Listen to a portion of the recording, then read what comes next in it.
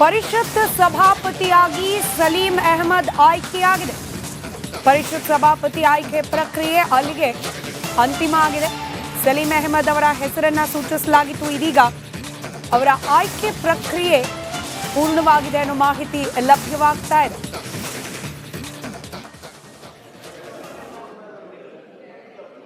ಇಷ್ಟಾಯ್ತು ನೋಡಿ.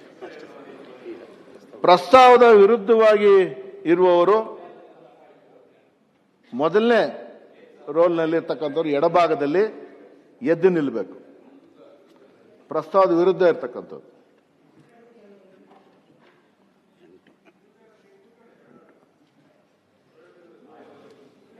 ಎರಡನೇ ಸಲ ಎಡಭಾಗದಲ್ಲಿ ಇರ್ತಕ್ಕಂಥವ್ರು ಎದ್ದು ನಿಲ್ಲಬೇಕು.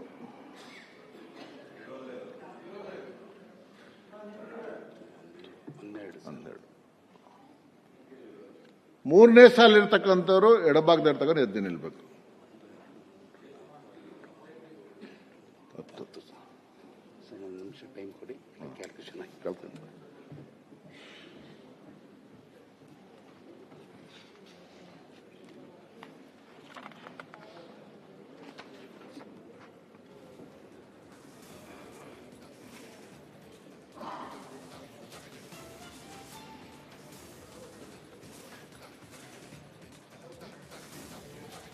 ಹಾಗೂ ನಡವಳಿಕೆ ನಿಯಮಗಳ ನಿಯಮ 7(5) ಪ್ರಕಾರ ಶ್ರೀ ಬಿ.ಕೆ. ಹರಿಪ್ರಸಾದ್ ಅವರು ಮಂಡಿಸಿರುವ ಡಾಕ್ಟರ್ ಯತೀಂದ್ರ ಎಸ್ ಸಭಾನಾಯಕರು ಅನುಮೋದಿಸಿರುವ ಮೊದಲನೇ ಪ್ರಸ್ತಾವಕ್ಕೆ ಸದನವು ಅಂಗೀಕಾರ ನೀಡಿರುವುದರಿಂದ ಶ್ರೀ ಸಲೀಂ ಅಹಮದ್ ಅವರು ಸಭಾಪತಿಯಾಗಿ ಚುನಾಯಿಸಲ್ಪಟ್ಟಿದ್ದಾರೆ ಎಂದು ಘೋಷಿಸುತ್ತೇನೆ